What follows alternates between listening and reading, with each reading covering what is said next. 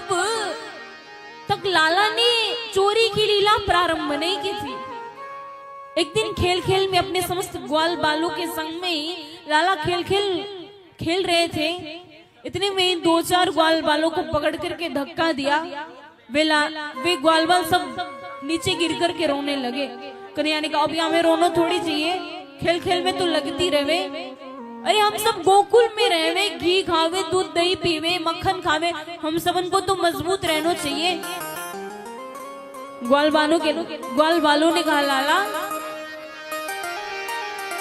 तू तो राजा को बेटा है, तू तो खावे के गाजे घी मिले, मक्खन मिले, दूध दही मिले, सब कुछ मिले, लेकिन हमारे घर के ये घी दूध दही ये घर में न रहे हुए। कन्हैया ने कहा तो क्या होता है? ब्रजवासियों ने कहा कंस ने ऐसा नियम बनाया है, प्रत्येक ब्रजवासी गैया रखेंगे, घी दूध दही निकालेंगे वे, लेकिन घी दूध दही को मथुरा वासिन के काजों भेजने पड़े। कन्हैया ने कहा अच्छा सुनो, ये बात है, ठीक है, जब चोरी जब राजी नहीं मिलता तो चोरी करके खाओ, लेकिन खाओ। मधुमंगल ने कहा देख लाला हम तेरे संग में रहते हैं, तेरी हर बात मानते हैं, तू जो कहता है हम सब करते हैं, लेकिन ये चोरी की बातें मत क्यों कर। कन्हैया ने कहा क्यों? मधुमंगल ने कहा मेरी मैया कहवे चोरी करवे ते ब्याह ना हो। आज तू हमसे चोरी करवावे गो और कल को हमारो ब्याह ना भयो तो? कन्हैया ने कहा या दुबले पतले रहोगे तो भी ब्याह ना होगो, ब्याह कर रो है तो आगे काजे नेक तंदुरुस्त तो बनना पड़ेगो, इसलिए चोरी करके खाओ। तो कन्हैया ने उन ग्वाल बालों को लेकर के ब्रजमंडल में चोरी करने लगे, लेकिन कन्हैया ने स्वयं के लिए कभी माखन नहीं चुराया। उनके घर में तो 9 लाख गायें थी, और जिस किसी भी गोपी के घर में जाते हैं ना माखन चुराने के लिए, उस गोपी का लाला भी उस मंडली में रहता, उस चोर मंडली में ही रहता। कहता कन्हैया से लाला आज मेरे घर में आइयो, मेरे मैया ने बड़ो ताजा माखन निकाल करके रखो है, हम सब मिलकर के खाएंगे। और लाला ने चोरी की लीला इसलिए प्रारंभ करी क्योंकि ब्रजमंडल में उस समय भी ऐसी कितनी गोपियां थी जिनको, क्योंकि ऐसी होती है ना कोई तो कई सासू माताएं ऐसी होती है, सब जगह तो अपने आप चली जाती है, अपने तो सब जगह चली जाती है, लेकिन बहुओं को कहीं नहीं जाने देती। इसलिए बहुओं ने मन में विचार किया काश कभी मेरे घर भी लाला मेरे घर की माखन को चोरी करने के काजे आते, मैं माखन चोरी करने के काजे उनके दर्शन तो हमें मिल जाते। तो अब भी ऐसी गोपियां थी जिनको लाला का दर्शन नहीं हो पाता था, उन गोपिकाओं को दर्शन देने के लिए ही कन्हैया ने उनके घरों में जाकर के चोरी किया।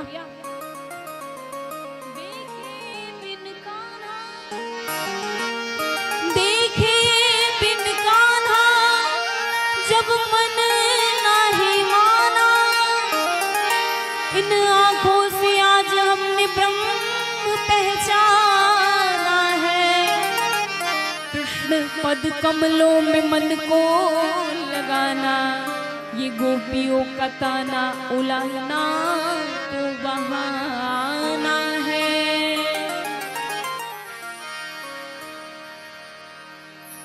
एक दिन एक गोपी ने अपने घर की 5-6 मटकियों को फोड़ दिया। उसकी सासू माँ गई थी सवेरे मंदिर में पूजा करने के काजे। मंदिर से पूजा करके जब लौटी तो मटकी को फूटी पड़ी देखकर के बहू से पूछा, बहू ये मटकी किसने तोड़ दी? बहू ने कही नंद के छोरा आए थे, उन्होंने ये मटकी को तोड़ करके चल गए। अच्छा वह नंद के छोरा की इतनी हिम्मत मेरे घर में आई कि मेरी मटकी को तोड़ करके चल गए। अब 5-6 मटकी के लिए मैं जाऊंगी तो ये अच्छी बात ना है। सुन तू मेरी ओर से जाइयो और नंद के छोरा नंद रानी को मेरी ओर से उलाहना देकर के आइयो। तो गोपियां नंद रानी के पास में उलाहना का बहाना लेकर के कृष्ण के दर्शन के लिए जाती हैं।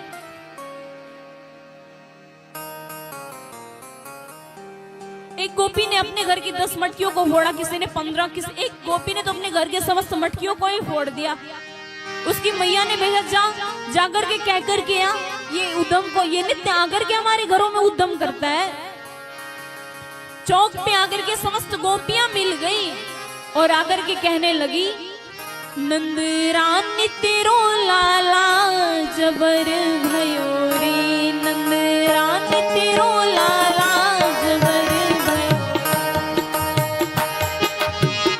लाला जबर भयो रे, महारानी तेरो लाला जबर भयो रे, महारानी तेरो लाला जबर भयो रे, हमारे मटकी उलट के पलट गयो रे, हमारे मटकी उलट के पलट गयो रे, हमारी मटकी उलट के पलट गयो रे, हमारी मटकी उलट के पलट गयो रे, महारानी तेरो लाला जबर भयो रे, महारानी तेरो लाला जबर भयो रे। राधे सोई भाव से दोनों हाथ उठा के ताली बजाते हुए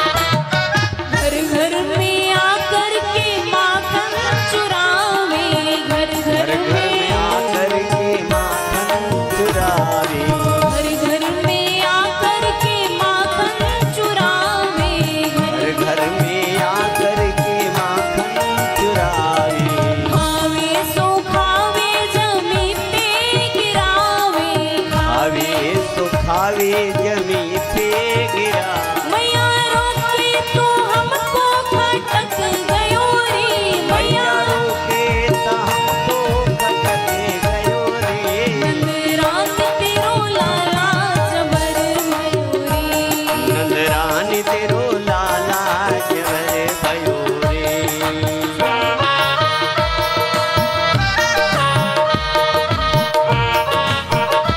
सही भाव से राधे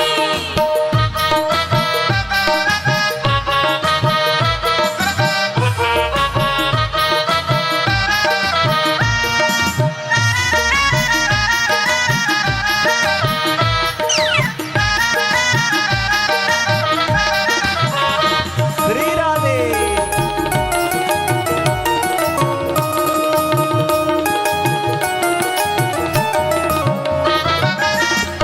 ए बाबू इधर करो थोड़ा, दीदी अब से थोड़ा सा इधर देखियो, अब से